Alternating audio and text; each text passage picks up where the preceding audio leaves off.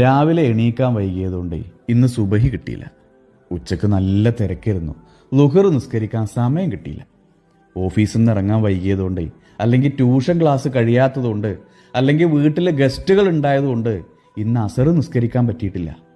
മഗ്‌രിബിൻ്റെ നേരത്തെ ഗ്രൗണ്ടിൽ കളിയിലായതുകൊണ്ട്, അല്ലെങ്കിൽ കൂട്ടുകാരോടൊപ്പമുള്ള വർത്തമാനത്തിൻ്റെ ഇടയിൽ, അല്ലെങ്കിൽ അങ്ങാടിയിലെ തിരക്കിൻ്റെ ഇടയിൽ ഇന്ന് ബാങ്ക് കൊടുക്കുന്നത് പോലും കേട്ടിട്ടില്ല. ഇന്ന് നല്ല ക്ഷീണുണ്ടായിരുന്നു.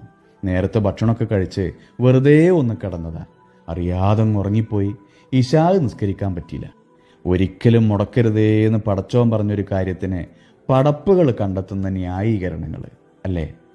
മരിക്കണതിൻ്റെ തൊട്ട് മുമ്പേ വേദന താങ്ങാൻ പറ്റാതെ നമ്മൾ കാല് രണ്ടും ഇങ്ങനെ പിണച്ചു പിടിച്ച് കണ്ണ് തള്ളി പെടഞ്ഞു പോണൊരു രംഗത്തെക്കുറിച്ച് ഖുർആനിൽ പറയുന്നുണ്ട്. പ്രിയമുള്ളവരെ, ന്യായം പറഞ്ഞ് നിസ്കാരം കളഞ്ഞാലേ നാളെ പടച്ചോൻ്റെ മുമ്പിൽ നാണം കെടും.